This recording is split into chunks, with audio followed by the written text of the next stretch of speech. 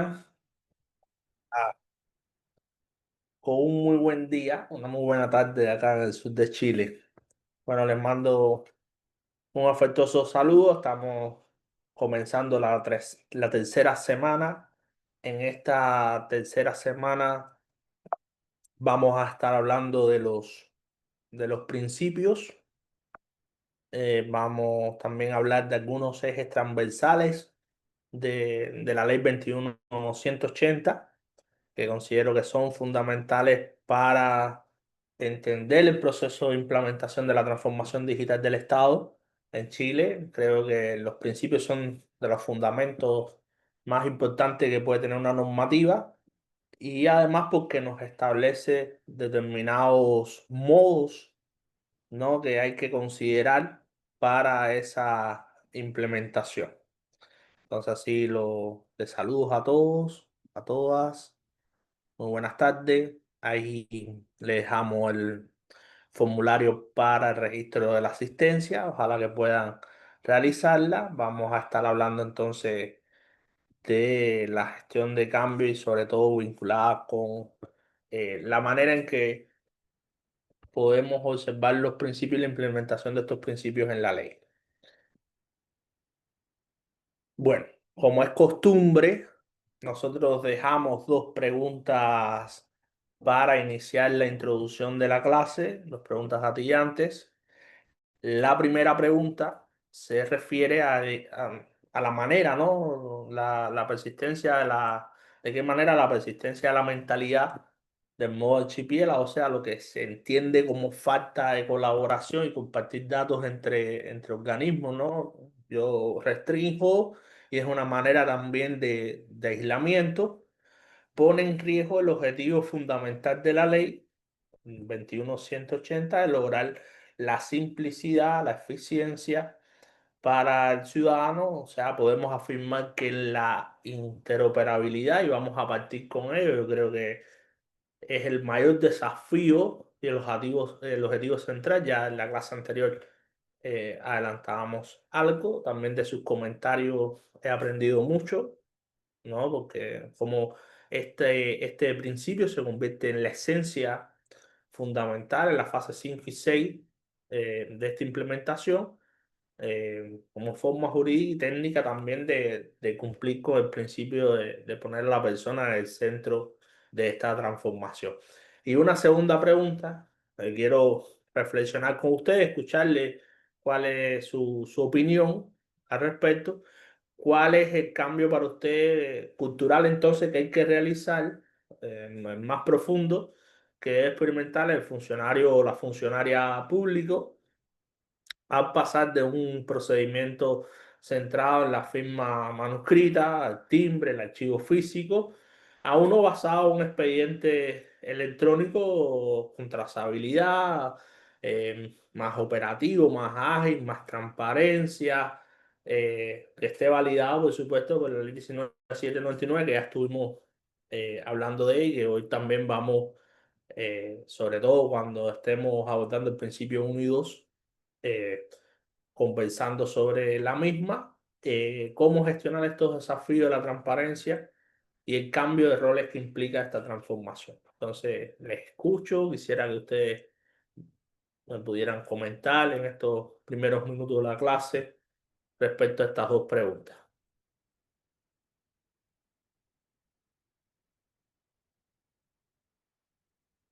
Sí, Rodrigo, le escucho. Buenas tardes, profesor. Pienso que la pregunta uno, hay un tema de monopolio también de los software que trabajan, por lo menos en salud. Yo soy funcionario en un centro de salud, voy a hablar desde ese punto, y también hay problemas con la interoperabilidad para poder adquirir ciertas tecnologías y adaptar la innovación dentro de la misma institución. Entonces ahí habría ya un tema como de propiedad privada, creo yo, que está de por medio. Lo veo de esa manera en mi experiencia local. Y la pregunta, y si uno quisiera poner a la gente en el centro, claro, habría que empezar a tratar de hacer leyes que impidan que la interoperabilidad esté por sobre el negocio, una cosa así, no sé, como polémico. Y la pregunta dos, nuevamente hablando desde nuestro centro de salud, La principal, el cambio cultural sería ya la alfabetización digital de base de todos los funcionarios. Hay muchos funcionarios que están por salir o que están a 5 o 10 años de jubilar y que no tienen el nivel de alfabetización digital que está requiriendo el sistema, de trabajar con la ficha, los ayudan. Entonces creo que ahí también hay una barrera importante. O la motivación. Y también la motivación, pues la motivación de querer aprender, claro. Y los desafíos y la transparencia pienso que podrían hacerse a través de las autoridades, o sea, tratar de siempre abogar con las autoridades para poder que se hagan directrices para poder trabajar estos ítems. Gracias, profesor. Muchas gracias a usted, Rodrigo. Por acá Manuel también nos comenta, yo creo que la duplicidad e ineficiencia obliga al ciudadano a entregar la misma información o documentos repetidamente a distintas instituciones. Claro, eso es precisamente todo lo contrario al espíritu de la normativa, o sea, perdiendo el ahorro de tiempo y la comodidad prometidos por la digitalización. Efectivamente, es parte de lo que no se quiere, Manuel. Muy buen comentario con el espíritu de la norma. Por aquí José Fica nos comenta, hola, buenas tardes. Ya, el link de la asistencia estaba más arriba. Muchos saludos, José. Está más arriba. Bueno, les escucho si quieren hacer otro comentario, cuáles son los desafíos de las distintas funciones que ustedes desempeñan. Sí, Wilson, por acá le escuchamos. Buenas tardes, profesor. Buenas tardes a todos los compañeros y compañeras. Buenas tardes.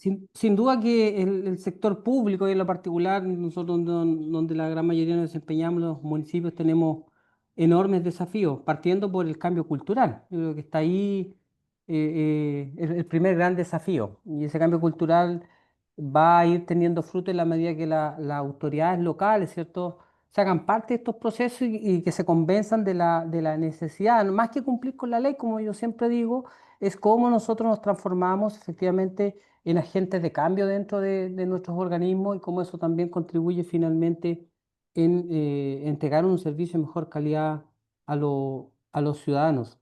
Sin duda que el gran desafío que tenemos es precisamente cómo hacemos carne el concepto de interoperabilidad entre los servicios. No sacamos nada con gestionar internamente, ¿cierto?, cada servicio de manera aislada, como archipiélago, como lo define en el concepto, profesor, sino que cómo somos capaces de articular con el resto de los organismos de la administración del Estado, porque de alguna u otra manera estamos vinculados en educación, con el ministerio, las DEPROF, la Seremi, en salud lo mismo, el servicio de salud, el ministerio, ¿cierto? Y a nivel municipal con otro sinfín de organismos. Entonces, aquí tenemos un desafío, tareas enormes que tenemos que ser capaces de ponerlas sobre la mesa, por un lado asignarle recursos y por otro lado también vencer el miedo que tenemos los funcionarios a enfrentar estos procesos tecnológicos, por así decirlo, para que de una vez por todas demos el salto que necesitamos en los servicios públicos. No nos podemos quedar, como dice por ahí, en la firma manuscrita, yo digo el papel y el lápiz, sino que tenemos que ser capaces de hacer esta transformación utilizando las herramientas que hoy día no solo la ley nos brinda, sino que también la tecnología. Muy bien, y eso precisamente es lo que es el objetivo central, como bien mencionabas. O sea, yo creo que es un sabotaje al espíritu que realmente quiere la normativa implementar, o sea, un riesgo directo. Yo creo que esto va en contra no solo de la simplicidad, como mencionaba usted, la duplicidad de documentación, o sea, los requerimientos repetidos, o sea, va en contra de la eficiencia, va en contra también de la centralidad de la persona, que también eso es un importante argumento, aspecto a señalar. Yo creo que la ruptura de la trazabilidad rompe con el objetivo fundamental de la ley de transformación digital del Estado. eh, que el expediente electrónico no logre esa unidad, no logre circular digitalmente. Creo que, que es de lo peor que le puede pasar a la implementación de la ley. Una de las peores experiencias precisamente que rompa la interoperabilidad. Todo aquel que hace referencia a la ley y habla y se refiere al éxito que puede tener esta implementación, precisamente lo pone como centro del debate. El ciudadano también lo puede ver inclusive como algo que se le está prometiendo y que efectivamente no es, o sea, es como una especie de intermediario que nos engañan, nos dicen, bueno, vamos a lograr esta finalidad y evidentemente no existe una eficiencia o existe un retraso o no existe la rapidez deseada. Yo creo que esto es la mayor violación que puede tener la ley y su implementación. Por eso quería comenzar esta clase con este debate. O sea, em, aquí hay tres puntos importantes a mencionar. La ruptura de la trazabilidad. O sea, es algo importante que no logre funcionar, es el objetivo principal, como lo decía. Hay otro aspecto, la falta de confianza del ciudadano que aspira, ¿no? A que cuando interactúe con un organismo digitalmente, le dé una respuesta y que, por supuesto, como obligación legal pueda convertirse en el gestor, ¿no? de su procedimiento. Y también aquí hay un aspecto de credibilidad en el sistema. O sea, aquí estamos hablando de ineficiencia y retraso, y creo que eso está muy aparejado a los conceptos de burocracia y a los conceptos más criticables de la gestión pública. O sea, en lo que no queremos caer, en lo que no queremos ser marcados como tal, y creo que eso es fundamental. Entonces aquí, por supuesto, la centralidad es importante. También mantiene una carga administrativa. O sea, seguir perdiendo tiempo, el seguir gestionando recursos que a veces son también importantes que se gestionen de forma transparente y rápida y por supuesto la pérdida de confianza. Y en cuanto al concepto de interoperabilidad, yo quería sobre todo reflexionar como la interoperabilidad como forma jurídica de la centralidad de la persona. O sea, si se puede afirmar que la interoperabilidad es la esencia de la forma jurídica o la técnica más avanzada para cumplir el principio que la persona, el ciudadano, se presente como el centro de este modelo de transformación digital del Estado y considero que eso es muy importante considerarlo y tenerlo en cuenta en el proceso de implementación. O sea, el Estado a través de la interoperabilidad queda jurídica y técnicamente obligado a no solicitarle al ciudadano datos o documentos que ya obren en el poder de la administración pública, y eso de repetir documentos creo que es lo peor que le puede pasar a este proceso de implementación. O sea, porque es prácticamente el corazón, el eje central de la implementación de la normativa. Por eso hay que garantizar que la capacidad de los sistemas puedan dialogar, que puedan compartirse información de un ciudadano automáticamente. Aquí lo tenemos que conservar esta implementación como el Estado, cómo asume la responsabilidad de coordinación interna, cómo libera al ciudadano de esa carga de estar compartiendo la información de forma permanente. Y de esta manera es la única que la interoperabilidad puede transformar la teoría de la centralidad de la persona en una práctica administrativa obligatoria y eficiente. Y eso realmente es el objetivo de la ley, y por eso quería comenzar por acá este análisis. O sea, la segunda pregunta es más a lo cultural, ¿no? Pero también aquí hay aspectos técnicos.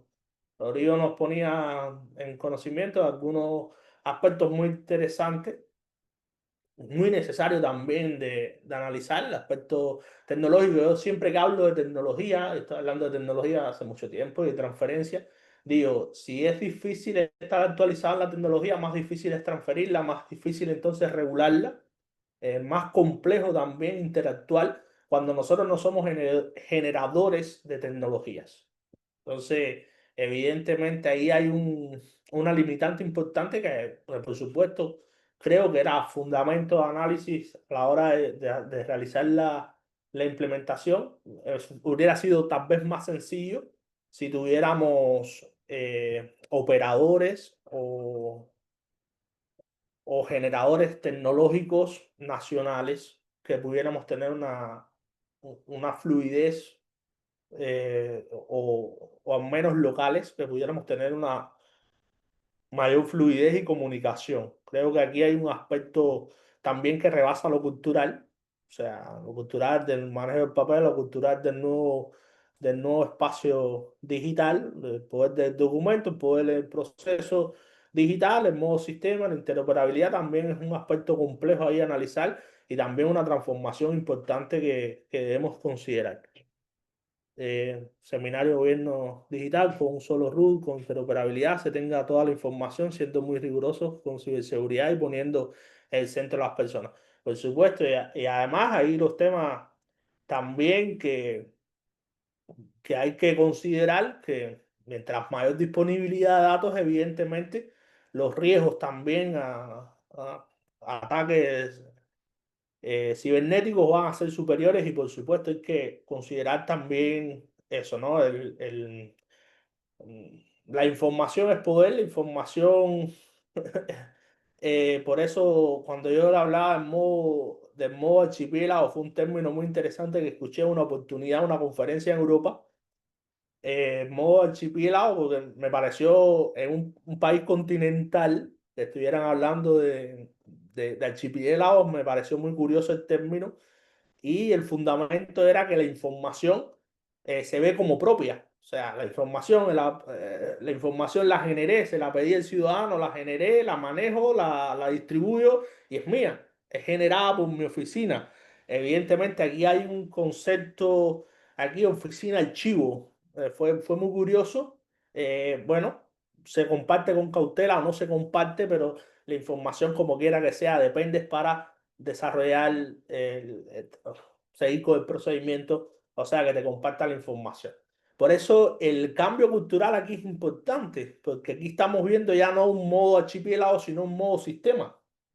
Un modo sistema, pero que para que sea modo sistema tiene que estar precisamente eh, en posibilidades de compartir esa información. Entonces, no es el espacio digital, no es el espacio físico lo que hace posible compartir la información, sino es el espacio interoperado. Entonces, evidentemente, la información del Estado se comparte para servir al ciudadano y, por supuesto, esa interoperación es muy valiosa. O sea, la validación física, la validación jurídica aquí no parte por el tipo de soporte, sino por la posibilidad que nos permite ese soporte respecto a otro soporte compartir. O sea, el soporte físico, si se compartiera de forma transparente, trazable, fuera posible, es tan operativo como el modo sistema. Ahora, el modo sistema, evidentemente, nos permite la tecnología una interoperación que el modo físico no nos permite, entonces eso nos da una validez también, pensar en la validez, sobre todo los aspectos eh, que hemos analizado de la ley 19799, la integridad de datos dentro de un sistema, eso igual es muy importante y muy relevante entender. Lo físico, una de las principales críticas y el cambio cultural es el tema del proceso oculto.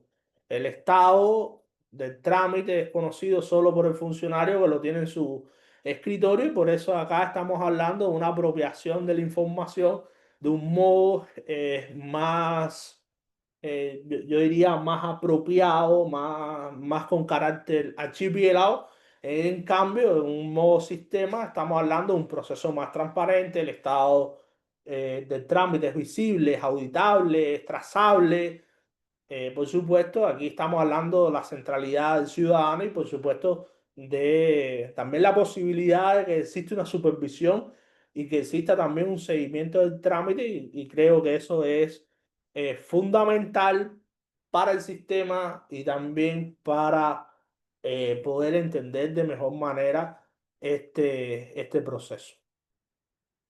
Bueno, ya esto lo hemos mencionado.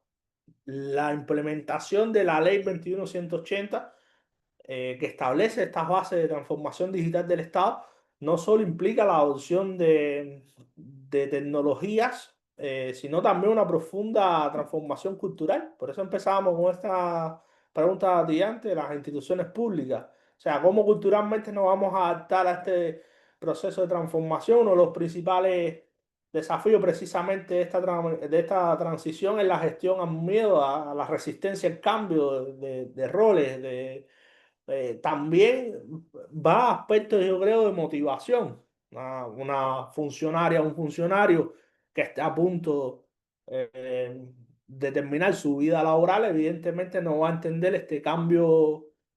esta transformación de la misma manera que se entiende de un departamento informático con jóvenes que estudiaron una disciplina, que entienden los beneficios de un mundo, una sociedad digital, de un gobierno digital y por supuesto una interoperabilidad. Entonces, esto parte de un proceso de entendimiento que es lento. Los procesos a veces son más sencillos entenderlo y transformarlo que la mente humana. Evidentemente, aquí, aunque podamos hablar de recursos, de falta de operatividad, también de la implementación de capacitaciones, también aquí estamos hablando también de un cambio cultural que es importante. También, desde mi experiencia, que he estudiado mucho el tema de estudios por metodologías jurisprudenciales, no sé si aquí hay muchos abogados o abogadas en el curso, seguramente debemos tener algunos o algunas. Eh, por supuesto, uno de los métodos de investigación más importantes del derecho es el estudio de la jurisprudencia, pero ha sido también una de las limitantes más importantes encontrar buenos repositorios de jurisprudencia. Yo creo que uno de los beneficios más importantes que tiene la Thomson Reuters como editorial, como esquema de soporte, es que ProView tiene una de los repositorios eh, más importantes de jurisprudencia en nuestra lengua, en español. Y eso es importante porque nos da recursos, y nos da la posibilidad de estudiar, pero una de las principales limitantes que han colocado los distintos sistemas judiciales a nivel internacional. ¿Por qué? Porque nadie quiere que lo investigue, que, que descubran contradicciones internas. Por ejemplo, son muchos los casos, no voy a poner por cuestiones éticas ejemplos, pero son muchos los casos donde un magistrado ha resuelto un mismo caso de forma distinta, con análisis distintos, en distintas épocas o en distintos momentos. Claro, aunque el análisis se puede decir que es el análisis del caso, pero cuando estamos hablando que no tienen mayores distinciones teóricas o justificaciones o fundamentos, evidentemente la respuesta debería haber sido homogénea. Entonces vemos contradicciones propias en la sentencia, o vemos, por ejemplo, abogados integrantes, que ha pasado mucho y algunos inclusive han sido recurridos porque han aprobado un fallo, una resolución de un caso, y sin embargo en sus estudios de investigación, en sus doctorados, en sus publicaciones, han expuesto que teóricamente eso no corresponde y han dado otra salida totalmente distinta. Entonces, eso también es un tema. Yo creo que en mi próximo artículo, ya estoy terminando, estoy hablando del miedo a la transparencia. El miedo a la transparencia ya no solo es un tema de un cambio cultural, y eso después yo quiero que ustedes reflexionen sobre ese tema. Es un término muy interesante y yo se los pongo con total transparencia porque quiero escucharle sobre ese caso. Sí, Gabriel, le escucho. Profe, muy cortito. Lo que pasa es que me hace mucho ruido, o me hace se me simplifica mucho, o no sé, lo asimilo mucho respecto al tema de compras. He estado participando en varias charlas de compras y me he dado cuenta como algunos colegas de otras instituciones imputan de una forma que, a juicio de mi equipo por lo menos, es como no debiese imputarse de esa forma. No obstante, dentro de cada organización, el que sabe más y punto. Y igual me imagino yo que en las leyes, en sectores muy localistas, hay ciertos conocimientos y es lo que hay. Y bajo esa lógica se trabaja. Y en parte, claro, cuando después viene gente que tiene más conocimiento sobre el tema y te ilustra sobre, oye, sabes que esto va por esta razón, o te interpreta la ley de cierta forma, tú dices, oh, estaba equivocado y corrijo. Pero eso pasa mucho y por ejemplo, a nivel de control, nosotros tenemos Contraloría que nos fiscaliza, ¿cierto? Y nos llama la atención y de ahí nosotros vamos mejorando. Pero tampoco hay una proactividad respecto al tema de cómo ir mejorando, sino que simplemente mandan los decretos o mandan las normativas y se da por enterado de que es así. Y lo que me he dado cuenta que en la práctica no hay gente responsable de esa lógica de aprender la normativa y ir expresándola. Quizá por el vorágine del tiempo, por las cosas que estamos trabajando, es como súper complejo. Pero eso pasa que yo me doy cuenta que la gente imputa de forma distinta, compra de forma distinta, incluso a veces se jactan de que, hoy si yo lo hice así, y chuta, está ahí fuera de la ley, o sea, eso no corresponde. Y claro, y pasó el proceso de compra, pasó la firma, las visaciones, pasó Contraloría, no revisó y pasó, ¿no? Y suele pasar mucho en el servicio público ese tipo de lógica. Pero Gabriel, claramente, sobre todo permiso, cuando cambian de versión. disculpa antes que se me Sí, vaya dígame. la idea, Gabriel. No sé si han escuchado el término de zonas grises. Claro, sí, correcto. Sobre todo, por ejemplo, Eh, ahora la normativa de compra que cambió este año nos hizo varias modificaciones, varias cosas que tenemos que hacer y de repente no se hacen. Por ejemplo, el tema de, ¿cómo se llama? Esto, economía circular. Antes de hacer cualquier compra se debe revisar el portal de economía circular y ver si el producto no se encuentra en el mercado y tienes que generar un documento que acredite que revisaste. Antes de comprar o licitar, debes comprar a través de convenio marco y debes dejar ahí descrito, revisé en convenio marco y no estaba el producto que yo tenía. Entonces, hay varias cosas que van pasando día a día y que va cambiando la normativa y el próximo año va a salir otra, quizás otra acepción y hay que estar atento a eso. Pero a lo que voy yo, que el Estado es como reactivo. Sale la ley, Contraloría revisa y nosotros vamos aprendiendo en el tiempo. claro, Y sería como ideal que hubiese alguna forma de que, bueno, sé que hay capacitaciones que quizás tal vez no son tan personalizadas como se quisiese, son como más abiertas, nosotros nos metimos y todos micrófonos callados y escuchamos el monólogo, ¿cómo se llama? El monólogo del expositor y al final un par de preguntas, pero creo que de repente ahí como que nos falta un poquito de proactividad como Estado. claro. Cuando yo me refería a las zonas grises, o sea, el papel, el soporte físico, esto es parte del entendimiento del cambio cultural. Está demostrado técnicamente que no tiene las ventajas de trazabilidad que tiene los registros electrónicos cuando nosotros, sobre todo, tú lo mencionabas, lejos de construir y tampoco el espíritu, un mecanismo punitivo acá, ni estamos por supuesto, hablando acá de mecanismos punitivos, yo creo que esto nos sirve como una herramienta para percibir o reconocer buenas prácticas, mejorar procesos, consolidar la eficiencia administrativa y de eso se trata, ¿no? La transformación digital es más que un aspecto ya de cambio de soporte físico a soporte digital, ¿no? Es una transformación, un proceso de transformación. Y por eso decía, la trazabilidad tiene ventajas y eso hay que entenderlo. Las ventajas que evidentemente cuando mencionabas, ¿no? Implementación de una norma, Contraloría nos revisa, nos controla, pero la trazabilidad evidentemente no va a ser la misma cuando se hace a través de un sistema que cuando se hace en soporte físico y evidentemente eso es importante. Ustedes saben más que yo de eso y saben que evidentemente el espacio tiene una distinción importante porque sobre todo el proceso de digitalización redefine una identidad, o sea, redefine roles de funcionarios, o sea, desplaza el valor de una custodia física del papel hacia una gestión de la información y también una facilitación del servicio. O sea, la transición requiere entonces acá un enfoque no solo un enfoque particular en lo digital, sino un enfoque estratégico que combine capacitación técnica, ustedes lo mencionaban, y habilidades ya blandas, mentoría también, liderazgo, nos falta mucho el liderazgo.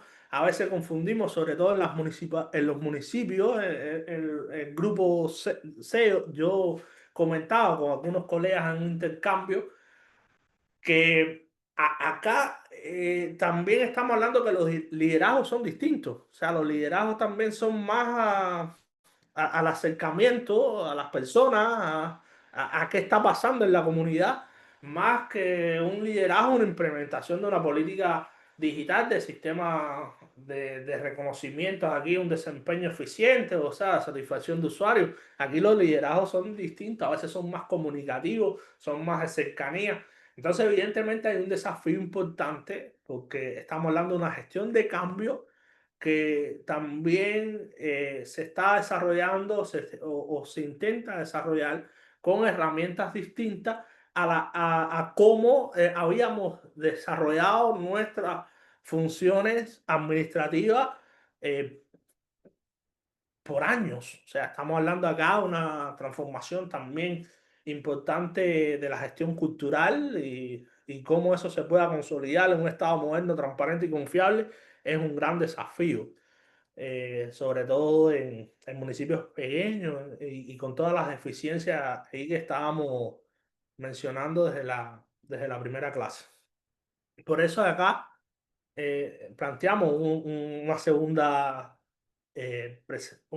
diapositiva que creo que es fundamental para entender esta gestión e implementación. Aquí hablamos de una gestión cultural y el cambio de roles. Hay una profesión que yo creo que es fundamental, gestión cultural para el desarrollo. O sea, yo este curso lo vi en una primera oportunidad, una primera eh, visita que tuve a un instituto europeo, Polibienestar Valencia. Es un instituto que hace estudios sociales generalmente para el desarrollo y hablaba de una carrera, una formación en gestión cultural para el desarrollo. Y creo que es importante porque cuando estamos hablando de cambios de roles como este, la gestión cultural es importante, primero porque tiene que ver con gestión de cambio, que tiene que ver con transparencia y tiene también que ver con el cambio de roles. El cambio de rol en la función pública aquí es importante. Yo les mencionaba el, el miedo al cambio, a la transparencia. Gestión del cambio, que es una herramienta clave para abordar miedo a la transparencia y la resistencia al cambio de roles.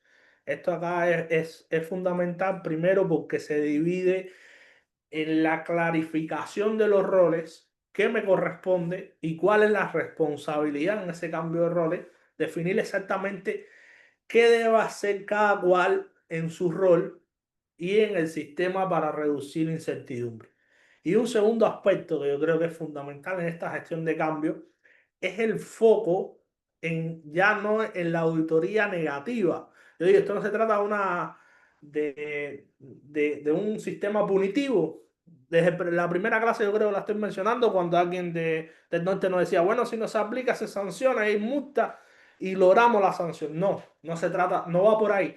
Va a un foco de auditoría positiva, de utilizar la trazabilidad para para utilizar la trazabilidad para identificar y replicar las mejores prácticas, los procesos más eficientes. No solo buscar errores, aunque buscar errores es importante, y por supuesto cuando son errores sobre todo con falta a la ética o falto a la normativa, evidentemente tiene que tener una sanción y eso tiene una repercusión legal, pero no es ese el punto de la gestión que le estoy mencionando. Sí, José Miguel, le escucho. Sí, un poco lo que usted indica ahí en gestión de cambio cultural y cambio de roles es, yo creo que es uno de los procesos más difíciles de este proceso de transformación. En salud se vivió y se está viviendo todavía los procesos por ejemplo, de gestión de horas médicas o de otros profesionales, que se está haciendo. Nosotros empezamos ante la pandemia con gestión de horas vía un call center. El, la resistencia al cambio fue tremenda. O sea, las personas, los colegas que están en la parte administrativa, que justamente un poco eso de pasar del papel, del timbre, a un tema que la persona tenía, o sea, le entregamos el poder al usuario del sistema, de poder llamar un número y de poder agendar su hora sin que tenga que ir, estar a las 5 de la mañana o 6 de la mañana, esperando bajo el frío, la lluvia, que pudiera, a que le den una hora. Eso es muy complejo para el funcionario. El funcionario hablaba muy mal del sistema. Era muy malo, muy malo, muy malo, pero lo llevamos como 3 o 4 años resistiendo ese, esa resistencia y ya logramos que por lo menos ahora ya se pueda hacer vía, eh, que casi todo se puede hacer vía, los usuarios casi no van ahora a los centros. Ya no tenemos eso, hoy que hay 1000 personas esperando, no, eso se cambió la fila, digamos, al teléfono y prontamente se va a cambiar al tema, digamos, de la vía de plataforma. Entonces, es muy complejo, no es para nada fácil, porque ahí hay un tema de los roles de poder, yo creo que más que nada, más porque cuando se entrega, no sé, una hora médica, el que lo entrega tiene un poder que, que ya lo quisiera cualquiera. Eso. Yo leí un trabajo muy interesante sobre este tema en una revista de administración portuguesa que hacía referencia a la lucha de poder. Iba en contra de la servicialidad propia que está en el artículo primero de la Constitución Política de Chile. O sea, y todo lo que tiene que ver con la doctrina social de la Iglesia y todo el tema del bien común que hacía referencia al poder de retener, que timbrar, autorizar documentos físicos, o sea, cómo esto de la digitalización viene a cambiar un esquema y la interoperabilidad sobre todo elimina este poder de control del soporte, por eso hablamos de la centralidad, el usuario, el ciudadano, puede no solo registrar su trámite, como usted mismo bien mencionaba, sino también darle un seguimiento.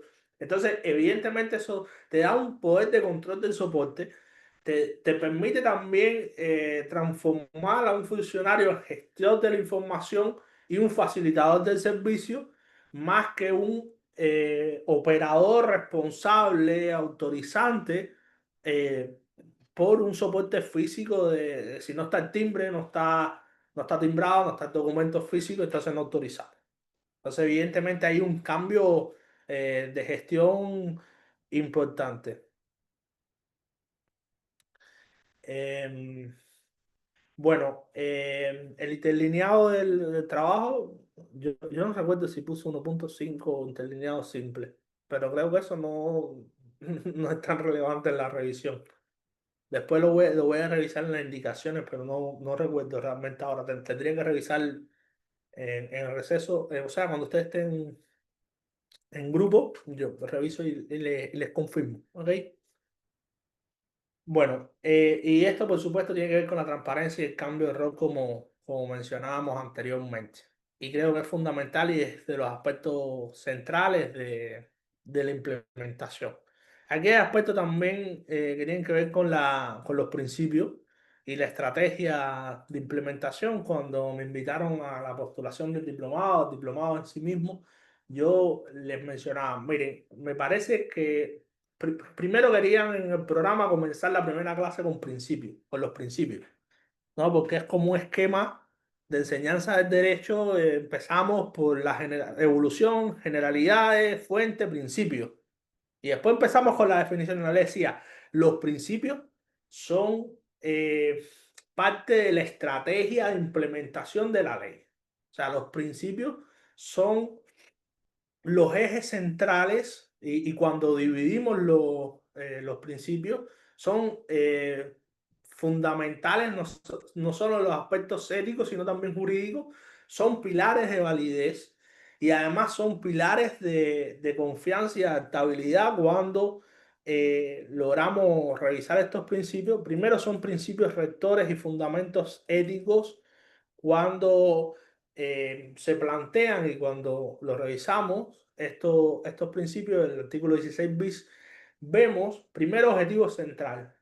Dice, modernizar la gestión pública, transformando procedimientos administrativos para poner a la persona en el centro. Y por eso hablamos de la centralidad del ciudadano. O sea, trámites digitales, simples, inclusivos y eficientes. O sea, aquí hay un mandato principal. Por eso decimos, primero, son fundamentos éticos y fundamentos jurídicos. Hay un fundamento jurídico porque la norma remite a estos principios y la obligatoriedad del Estado de modernizar su gestión pública y además ético, porque si damos cumplimiento, evidentemente aquí vamos a estar transformando estos procedimientos.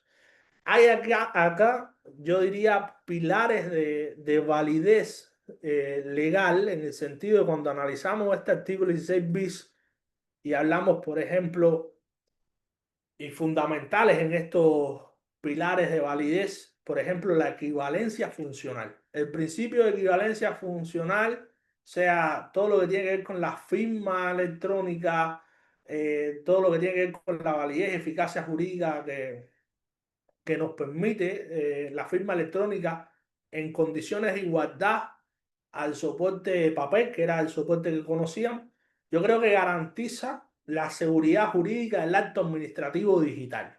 Y esto es fundamental. ¿Por qué? Porque si complementamos esta equivalencia funcional de la firma electrónica, de acuerdo a las disposiciones de la ley 1979 sobre documentos electrónicos, que es una firma electrónica, los tipos de firmas electrónicas, su implementación, su validez, los servicios para la certificación de dicha firma, y lo hacemos adecuadamente, aquí estamos hablando de una garantía de seguridad jurídica del acto administrativo. Y esto evidentemente no se logra de la misma manera del soporte papel. Además, estamos hablando acá de fidelidad y eso es lo más importante aspecto que puede considerar la administración de un Estado, la fidelidad. Y si dialogamos con el literal D, cuando hablamos del expediente electrónico debe ser completo, ordenado, cronológico, trazable. Estamos hablando que se convierte el expediente en la única fuente de verdad y la base para cualquier auditoría.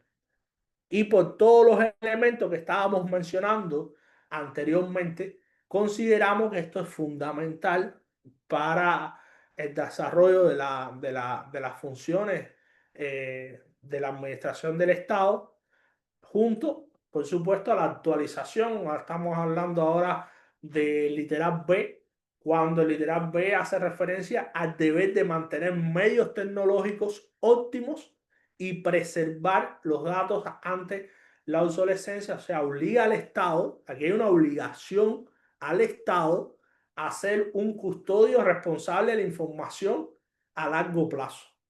O sea, la integridad y conservación de la información a largo plazo en el entorno digital, por supuesto que es más eficiente y tiene más beneficios que la conservación en soporte papel. O sea, ¿cuántas veces hemos escuchado se incendió el registro tal? O se inundó, o se destruyó por el hongo, por la humedad, o no es legible.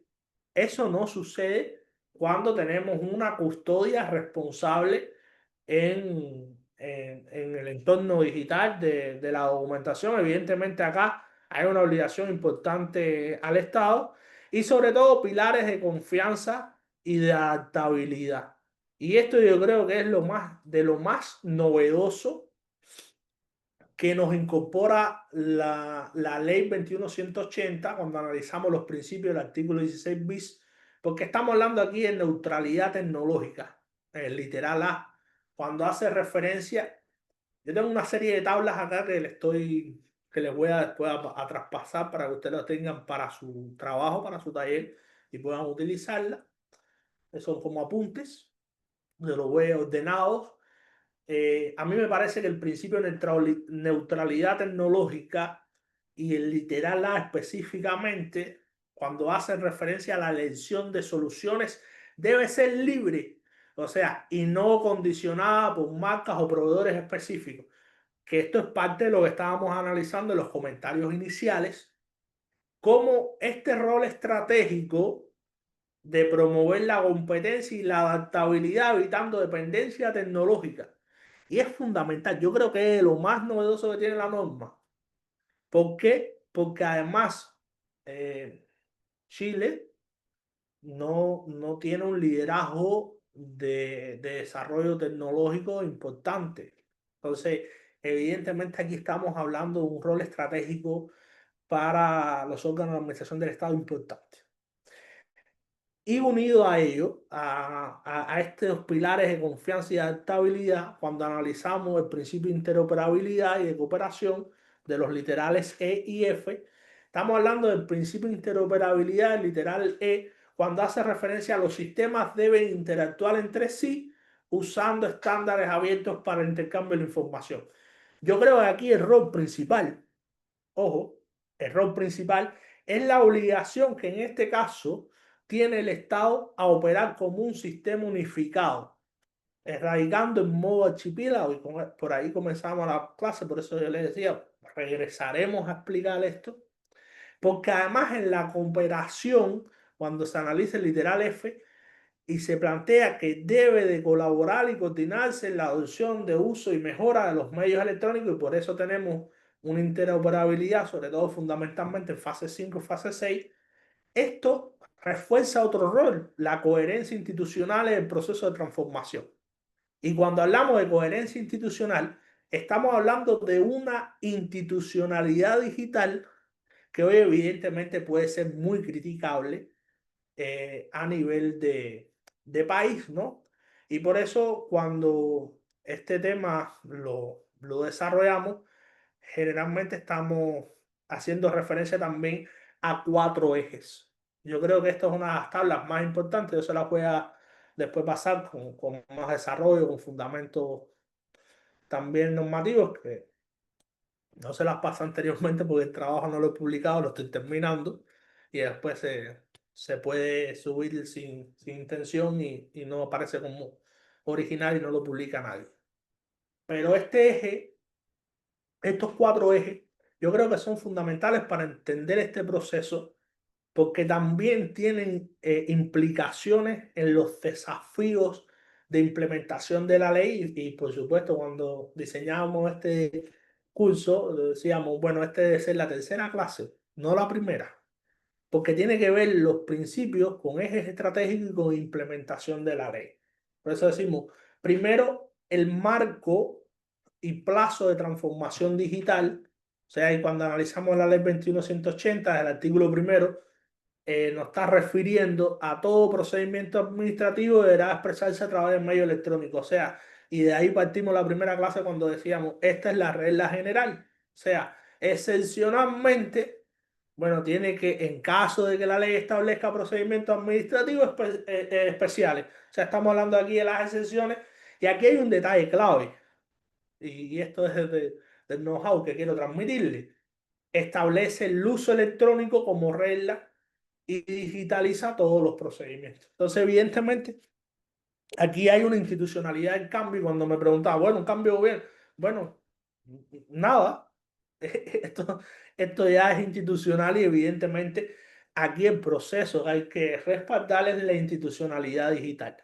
También el otro eje que es importante aquí reconocer el plazo máximo final, o sea, la comunicación legal, o sea, aquí estamos hablando también ley 21.464, que vino también a incorporar un nuevo plazo hasta el 31 de diciembre de 2027. Yo creo que esto es fundamental, de lo más importante, porque la implementación fue extendida, evidentemente, del año 2022, con toda intención de hacer una extensión máxima hasta el 31 de diciembre de 2027, o sea, con alguna adecuación. Entonces, la comunicación legal aquí fue un aspecto crucial.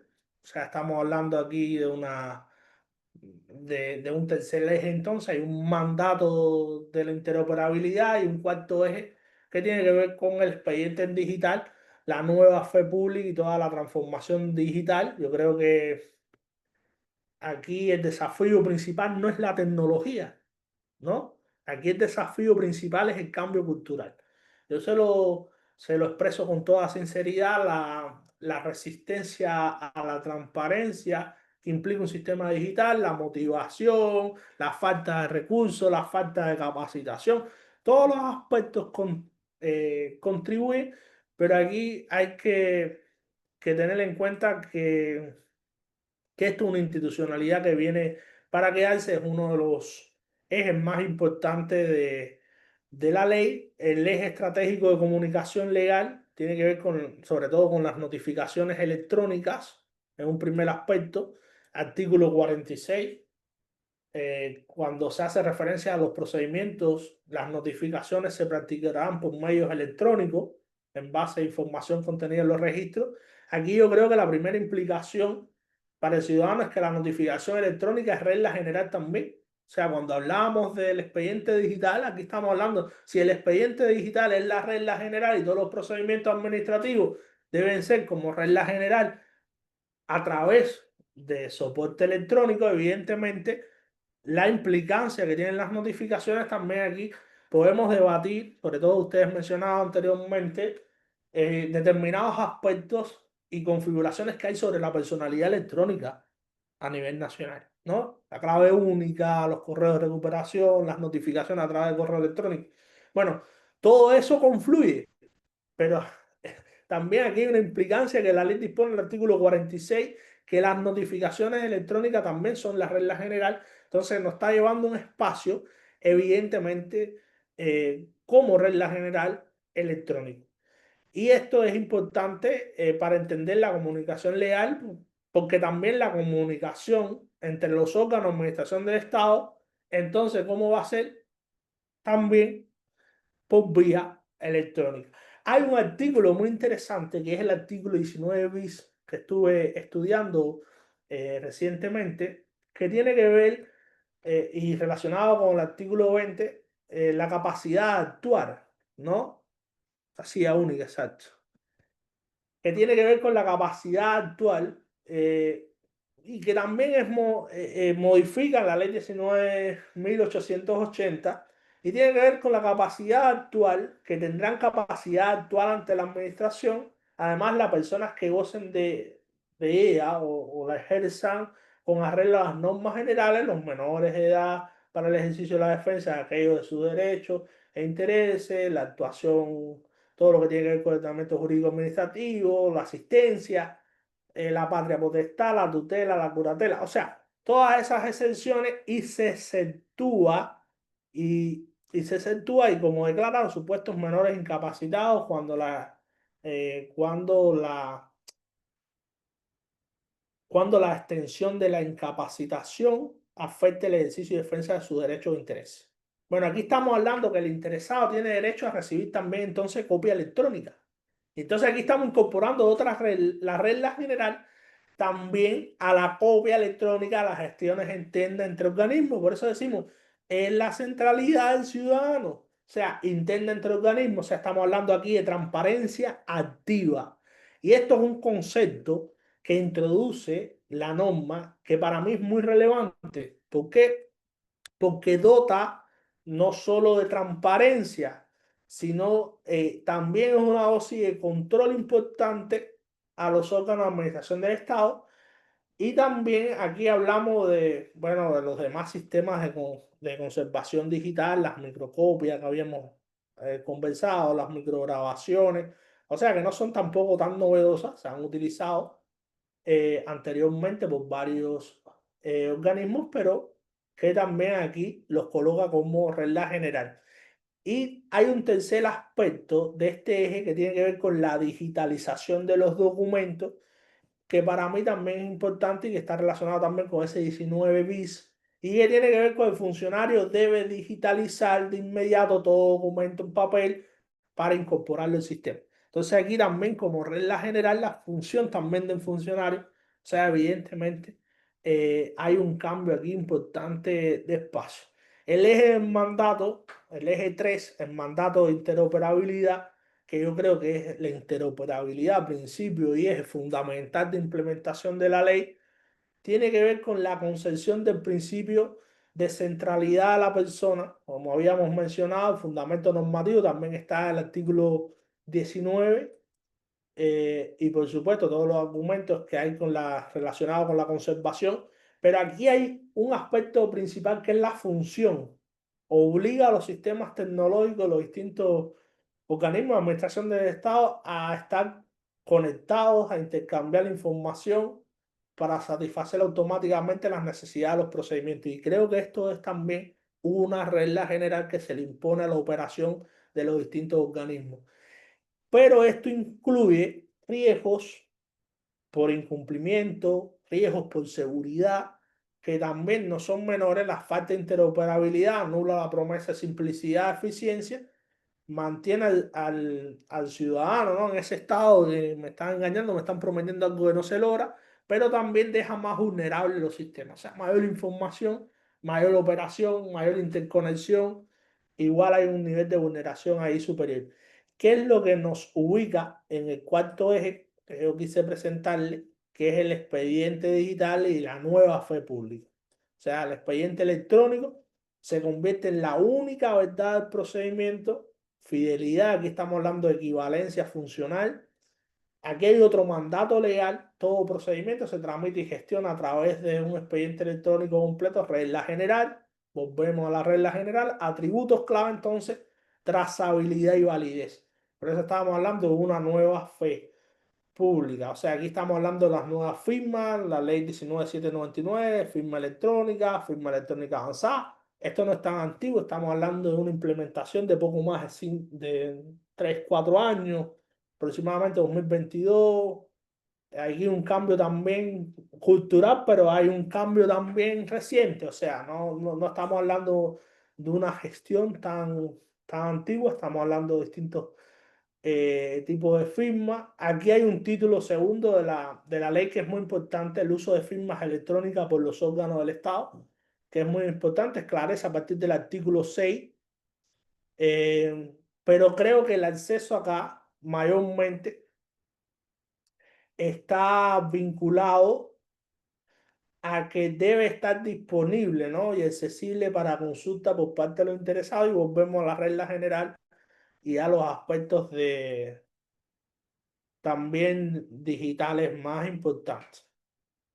Bueno, aquí hay muchas críticas y desafíos. Con esto queremos también aquí incorporar algunos aspectos de desafíos centrales de la gestión de cambio cultural. Críticas, por ejemplo, la insuficiencia de plazos y recursos. Yo coincido totalmente con usted. Desde la extensión de 2017, 2027, yo dije, tenía que haber sido una implementación progresiva. La ley no hace una distinción de progreso y eso es fundamental.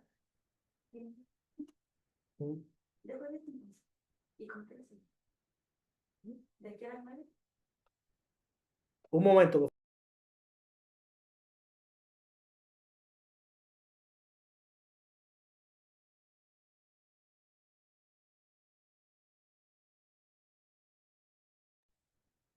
Disculpe. Entonces, aquí el cambio cultural aquí es importante porque no solo se trata de un cambio cultural, se trata de una insuficiencia de plazo, de recursos, de implementación que debió haber sido gradual, debió haberse pensado una gradualidad ahí, sobre todo más específica a cada uno de los grupos.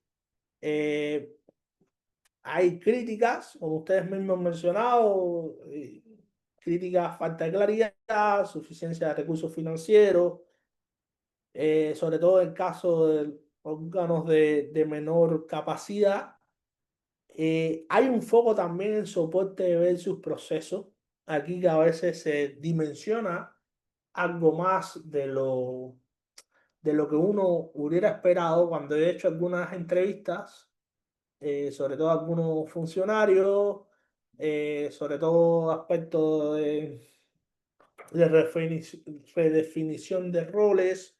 O sea, aquí críticas sobre énfasis excesivo del cambio de papel electrónico. O sea, no se está hablando de una transformación en ocasiones integral.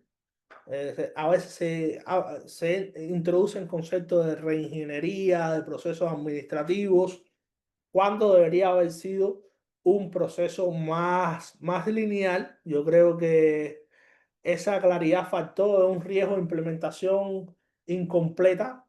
¿Qué puede pasar cuando existe una implementación incompleta? Sobre todo disparidad entre organismos, municipios pequeños. Aquí hay un riesgo importante. También un peligro de digitalizar la burocracia sin hacerla más eficiente. Ese fue un concepto que me introducieron recientemente. Cómo a veces se puede digitalizar la burocracia. Yo pensaba que eso no era posible. Yo quiero que ustedes reflexionen sobre todo sobre ese tema. Son quienes la van a operar. ¿Se puede digitalizar la burocracia? Entonces, eso es un temor importante a considerar, sobre todo por el énfasis excesivo del el cambio de papel a electrónico en lugar de una transformación integral. O sea, yo creo que eso también es importante. Sí, Rodrigo. La tecnocracia sería, ¿o no? Algo así. Sí, el término, vuelvo y repito, fue algo que me introducieron recientemente. Yo dije, pero eh, bueno, ¿y esto es posible?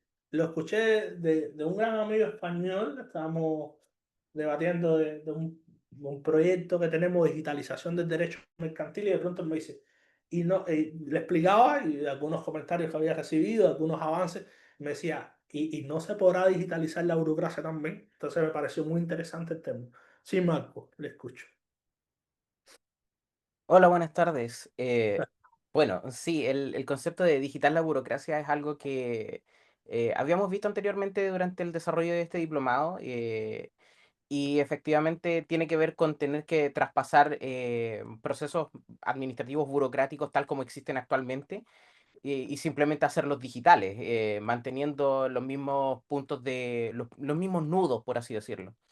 Pero yo quería referirme a otro caso en particular que se dio hace poco en Corea del Sur. No sé si usted se habrá enterado de esa situación, pero hace 2 semanas atrás hubo un incendio en un data center de Corea del Sur que pertenecía al gobierno, donde se perdieron más de 800 terabytes de datos que son virtualmente irrecuperables, según el sondeo que hizo el mismo Estado surcoreano, determinó de que la información que estaba ahí no podía recuperarse porque los respaldos estaban en el mismo lugar donde ocurrió el incendio. El problema está en cuáles son las causales del incendio y aquí ya no tiene que ver un poco con el tema digital, sino que tiene que ver más con la burocracia misma que tienen las personas que detentan el poder, que son personas que no necesariamente tienen el dominio de, digamos, de los temas que deben tenerse en consideración a la hora de la digitalización. La razón por la cual se produjo el incendio es bastante pedestre para alguien que está involucrado en los temas técnicos. Y es que una batería no se cambió a tiempo y estas baterías, si no se hace la mantención correspondiente en el tiempo correspondiente, pueden incendiarse, que fue lo que efectivamente ocurrió. La batería se incendió e incendió todo el data center y con eso se llevó 850 terabytes de datos de los ciudadanos que son irrecuperables. Ahora, ¿qué significa eso? Que alguien en la cadena de mando decidió de que no era el tiempo de cambiar la batería y que podían dejarla para otro tiempo porque estaba funcionando.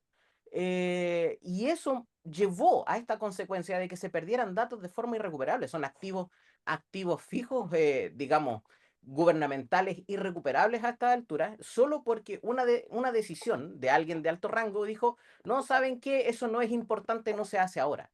Entonces también es importante que quienes toman las decisiones tengan conocimiento del el riesgo que significa no tomar una decisión en el momento correcto. Oh, disculpe.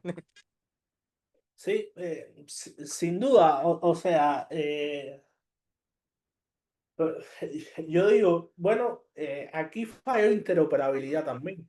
Pues, y un sistema eh, es operable adecuadamente y de forma transversal, no debería pasar que se puede incendiar un local y desconozco el caso, ¿sí?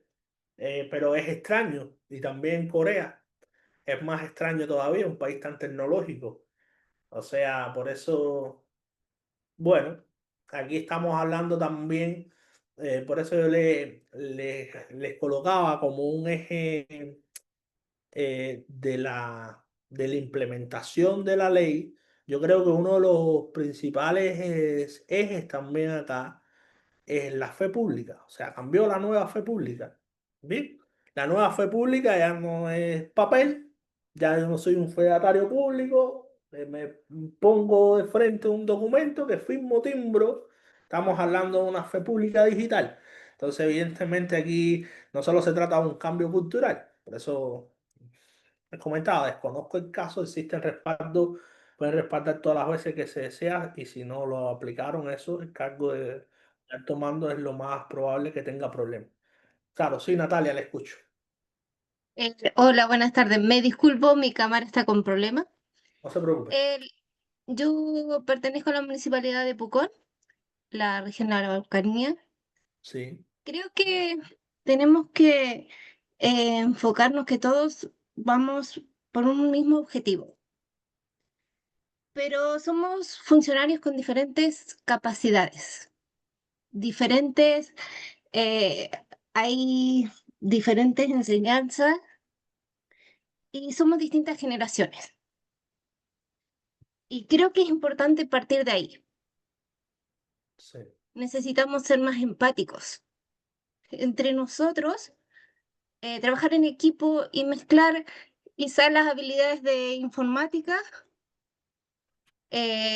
con los conocimientos que todos ya estamos adquiriendo, pero unirnos y tratar de fortalecer a esas personas que están complicadas con incorporarse al sistema tecnológico. Yo lo veo y lo pregunto y muchas veces no son personas que sean flojas, tienen temor a equivocarse. Y creo que eso es algo que, que tenemos que considerar y cambiar. Em, Hay que unirse, armar equipos que sean mezclados con diferentes capacidades, diferentes conocimientos y enfocarnos sobre todo en la empatía. Porque yo lo veo, hay personas que tiritan cuando se meten a una plataforma y muchas veces no es porque no les interese, saben que están de salida, pero saben que tienen un interés, pero falta eso, falta el funcionario que pueda apapachar, podríamos decir, en esas situaciones para poder relajarnos y sobre todo con personas que de verdad que les cuesta colocar una clave y, y así todos son muy buenos funcionarios. Creo que ese es un factor importante también. Complementar con capacitaciones, obviamente, pero también ser un poquito más empático con los que tienen mucho conocimiento. Muchas veces hay temas de ego, de conocimientos y miramos menos a los que ya están de salida. Por eso quería aportar y comentar. No, muy buen aporte. Vuelvo, insisto, yo quería motivarlos en un principio en ese camino. Creo que esto no puede ser un cambio sancionatorio, punitivo. Aquí tenemos y las buenas experiencias que le traemos, que no son tampoco las mejores. O sea, las implementaciones de los gobiernos digitales europeos tampoco han sido ideales. O sea, el caso español es un caso negativo más bien. Yo creo que la implementación acá, sin mirando menos en Chile, es superior a la implementación. Estoy seguro que va a ser más efectiva que la española. Pero tampoco la idea que esto sea una implementación sancionatoria, sino una implementación gradual que sobre todo pueda resaltar los buenos ejemplos, las buenas prácticas. Lo que no se puede es que en el cambio cultural esperar por una adaptación que pueda ser también eterna, porque hay aquí una responsabilidad institucional importante. Por eso cuando hablábamos de implementación de la ley, necesariamente le tengo que hablar de los ejes y los ejes centrales, evidentemente como regla general, hacen referencia a procedimientos administrativos electrónicos donde existe una transformación y como regla general es por supuesto el espacio digital, el soporte digital. Sí, José Miguel.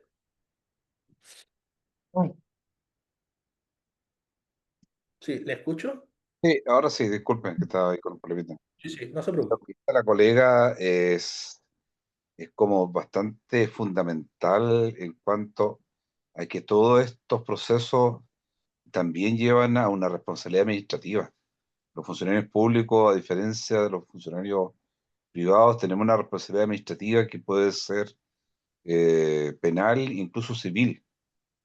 que puede llevar a temas penales, civiles, aparte de, de ser sometido a un sumario, destituido. Entonces es un proceso no menor.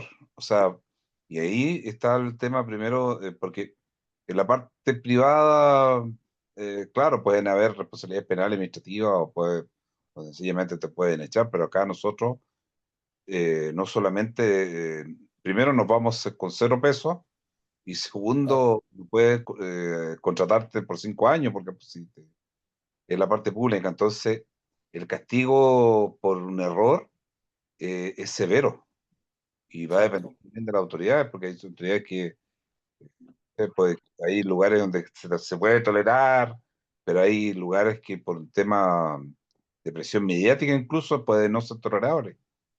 Un error en algún tipo de plataforma. Entonces, estamos hablando de algo que, claro, que uno tiene que es una ayuda, pero que también hay que revisarla, porque en frente al error, que puede ser incluso del mismo sistema, las sanciones son complejas.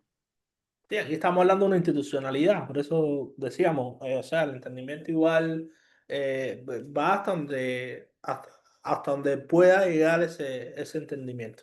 Bueno, yo les dejo las instrucciones del taller, son las 8:15, para que puedan tener 30 minutos hasta las 8:45, y a las 8:45 nos podemos volver a conectar para atender cualquier consulta que pueda ir faltando. Y las conclusiones, ¿les parece?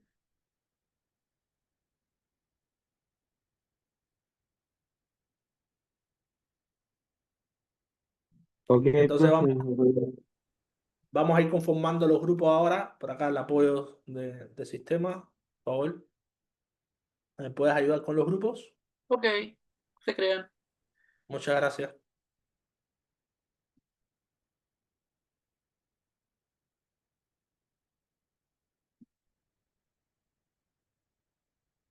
De por medio hay generaciones que crecieron con la mentalidad de que la ignorancia debe ser castigada. Claro, eso está mal.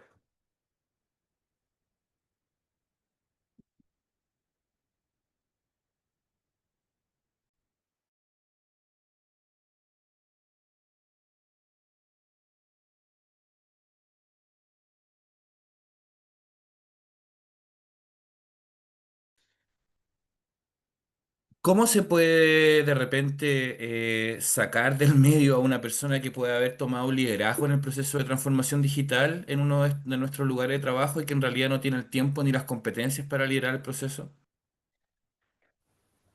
Eh, es complejo porque al menos en la implementación de la ley, desde que comenzamos le estábamos comentando que la ley es bastante ambigua en esos temas.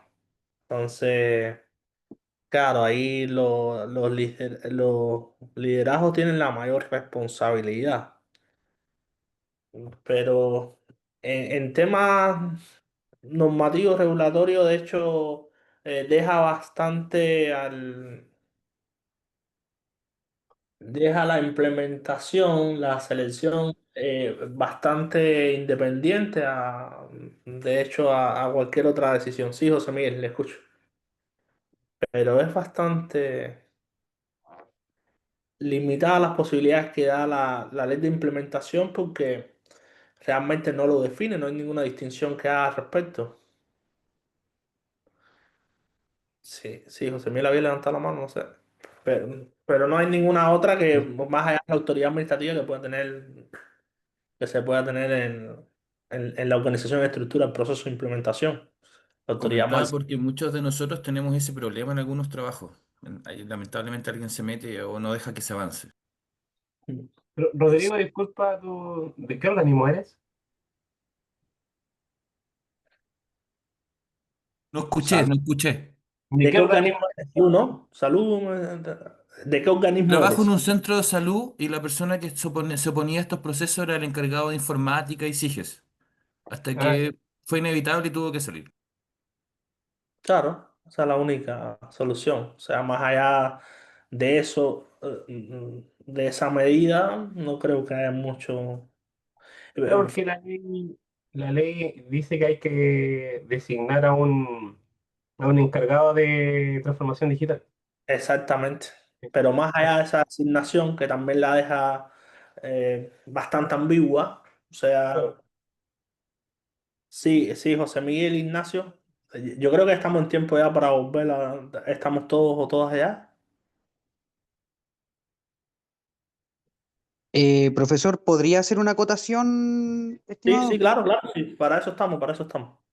Eh, bueno, colega, en mi caso particular, mire, yo trabajo en una municipalidad y yo trabajo en la transformación digital directamente. Y yo le puedo recomendar, en el caso de que sucedan estas cosas y usted también esté trabajando directamente en el área de transformación digital, de que lo puede informar a los cargos directivos, porque finalmente usted siempre va a tener como antecedente la materia de la ley 21.180 y darle el cumplimiento. Así que yo creo que es el marco legal más importante que corresponde y finalmente con el tema de las competencias, si bien no lo indica en el marco regulador la ley 21.180 como que tenga que tener un perfil específico el coordinador de transformación digital, es muy importante de que, o sea, a lo que voy de que como es tan ambiguo eso, se supone que en este caso las personas o los directivos tienen que elegir personas que son conocedores alfabéticamente digitales, pues, ¿me entiende? Así que en el caso de que no sea en su lugar de trabajo, yo creo que es como una responsabilidad de parte de cada uno informar eso, informarlo y finalmente hasta que se cambie. O Sí, sea, lo no, que quiero apuntar algo ahí, ni la norma, inclusive tampoco cabe distinción alguna, cuando salieron las guías tampoco era específico en cuanto a la necesidad que el que estuviera al frente de la transformación digital fuera un informático, por ejemplo. exactamente. Porque siempre Por ejemplo, siempre el espíritu de las discusiones, y a lo que yo me puedo referir, la experiencia comparada, generalmente se habla de liderazgo digital, de entender el proceso de transformación más que de operativizar el proceso de transformación.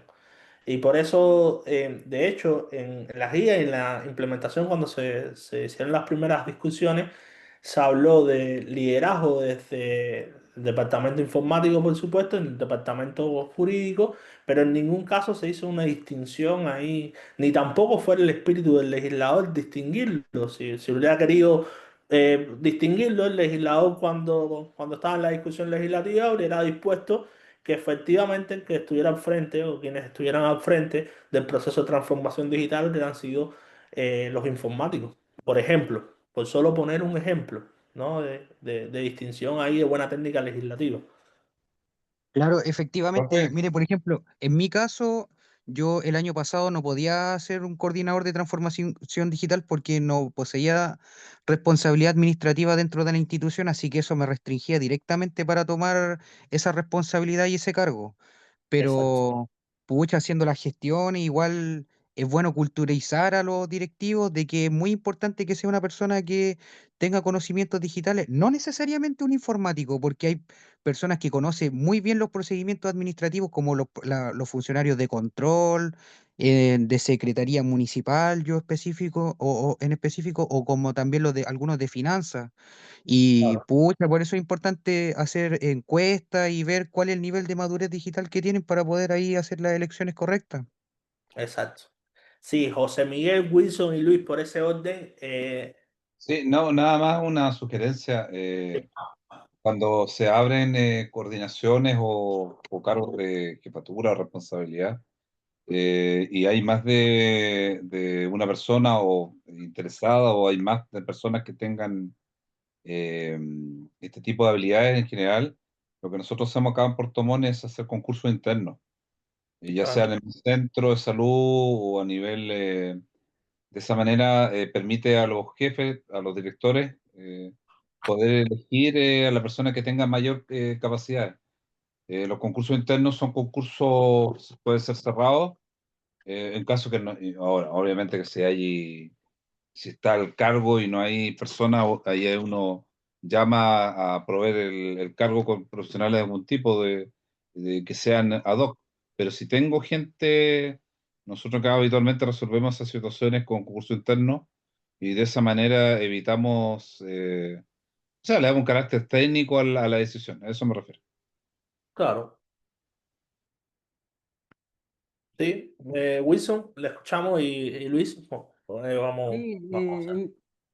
tratando, ¿cierto?, del nombramiento de quienes son parte de este proceso. No olviden que la autoridad tiene la facultad para poder hacerlo mediante un acto administrativo, que en este caso es un decreto alcaldicio, en el cual se Claro, establecen las responsabilidades y las funciones que cada uno de quienes van a ser parte del proceso deberán cumplir. Y obviamente, por la naturaleza del proceso, ideal es que sean funcionarios que sí tengan responsabilidades administrativas y obviamente claro. que tengan las competencias afines a las funciones que se requieren desarrollar, porque tal como lo decía el profesor, la ley es bastante ambigua en ese sentido. Nos remitiríamos a la regla general, o sea, como mencionabas, pero más que eso no podría hacerse. Así es. Y en el caso de Rodrigo, el colega, ¿cierto?, que trabaja en el área de la salud, si ese funcionario fue nombrado mediante decreto alcaldicio, el alcalde está facultado para, mediante otro decreto alcaldicio, dejarlo sin efecto. Exacto. Sí, ahí el cambio cultural es importante porque eh, igual son a veces participaciones como enmascaradas, o sea, de retrasos, de cómo ir colocando trabas y a veces en cuestiones administrativas más complejo, más ambiguo. Por eso digo, siempre remitirse al régimen general y claro, ahí importa mucho el liderazgo que se pueda tener claro en cada uno de los órganos del organismo. Sí, Luis, le escuchamos. Hola, Luis, soy Luis Gallardo de la Municipalidad de Arauco. En mi caso, fui nombrado como coordinador de la transición digital. Sí, se escucha. Sin preguntarme, ya ni me nombraron. Bueno, pues soy informático, entonces tomé la rienda, pero me anclé con la secretaria municipal. Como ella llevaba muchos años en la municipalidad y tiene un cierto poder dentro del municipio, y me activé con ella y le expliqué lo que se trataba de la formación digital y empezamos a trabajar juntos y ella siempre me ha apoyado y ha sido un apoyo pero fundamental en lo que hemos avanzado con la transformación digital. Eso, y formé un equipo como multidisciplinario de las tres áreas: educación, salud, municipal, un técnico jurídico, informáticos y el encargado de transparencia, etcétera. Entonces, de esa forma hemos sido capaces de poder avanzar en lo que nos dicta la ley. Pero de esa forma, siempre adelante con una persona que tenga un poder bien claro dentro del municipio para poder conseguir las cosas, porque nosotros como informáticos no tenemos Claro. nada, no tenemos poder para dar dentro del municipio. Eso. Gracias, Luis. Realmente ese era el espíritu del legislador, siempre fue tratar de llevar a esto a equipos integrados, multidisciplinares. O sea, eh, yo vuelvo y repito, no estoy directamente en la implementación, pero como principio, si el legislador tiene la facultad de distinguir y no lo hace, no cabe otra distinción o no cabe distinción alguna de tercero. Entonces, evidentemente, nosotros tenemos que tratar de regir y vincular más al espíritu que a la propia implementación que, por supuesto, nosotros vamos a ir desarrollando en cada una de nuestras dependencias. Sí, Angélica, le escucho. Buenas noches, profesor, un gusto. Igualmente. Quería que nos centráramos un poquito como en lo que teníamos que trabajar en la clase el día de hoy, especialmente en el trabajo que tuvimos en el grupo, porque nosotros hemos ido avanzando en el documento que tenemos que entregar ya este domingo, pero teníamos algunas duditas. Si tal vez en la parte que pide que explique como en las fases. y los diferentes desafíos. De hecho, creo que una colega lo escribía en el chat también. Teníamos que centrarnos solo en una sola experiencia y describir los desafíos en las diferentes fases o hacerlo a nivel global como la transformación digital en el ejemplo que vamos a tomar, que vamos a trabajar una municipalidad, nosotros, el grupo 11.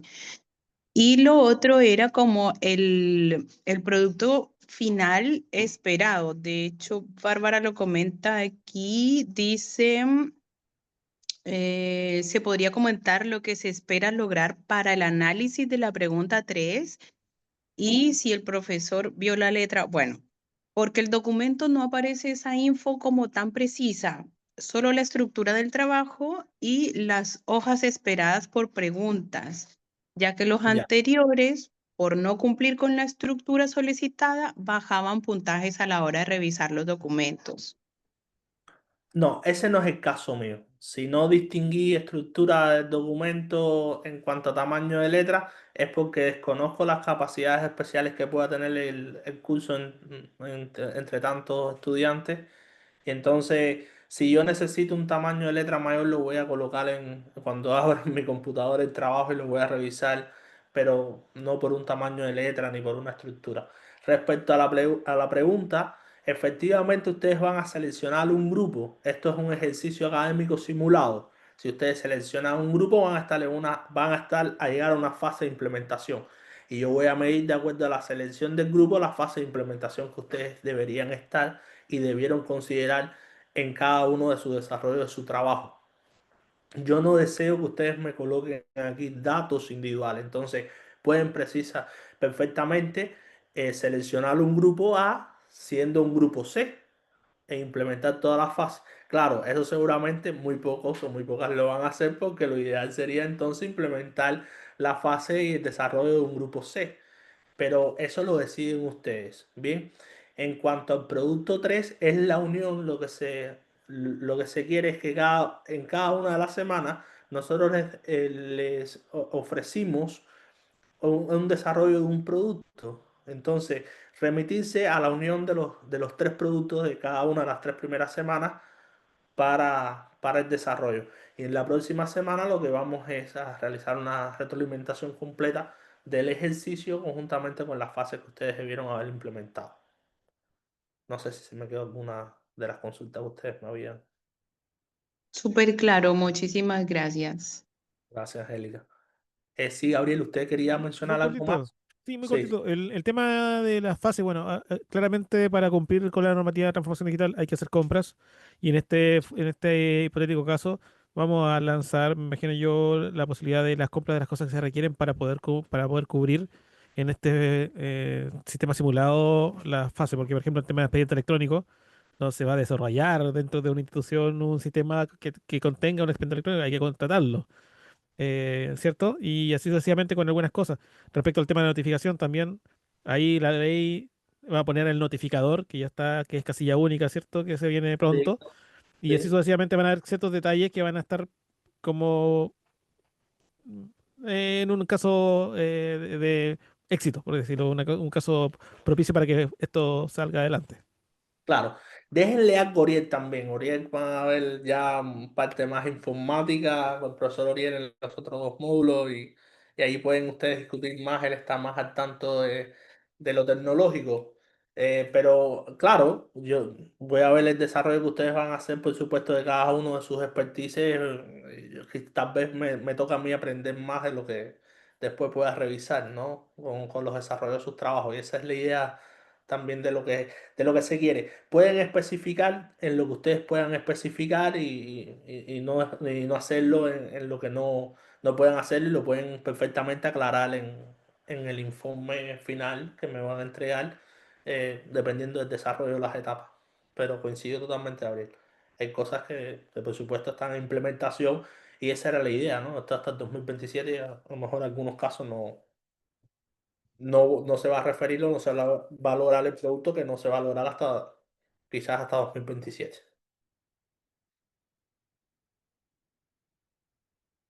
Bueno, estamos en tiempo, nos vemos la próxima semana. No sé si alguna consulta o no. Que tengan buen fin de semana, buenas noches y buen término de semana. Nos vemos. Gracias, Nos profesor. vemos. Chao. Fue muy buena la clase. Gracias, buenas No, noches. profesor, muchas gracias. Chao, Buenas profesor, noches, profe. gracias. Gracias.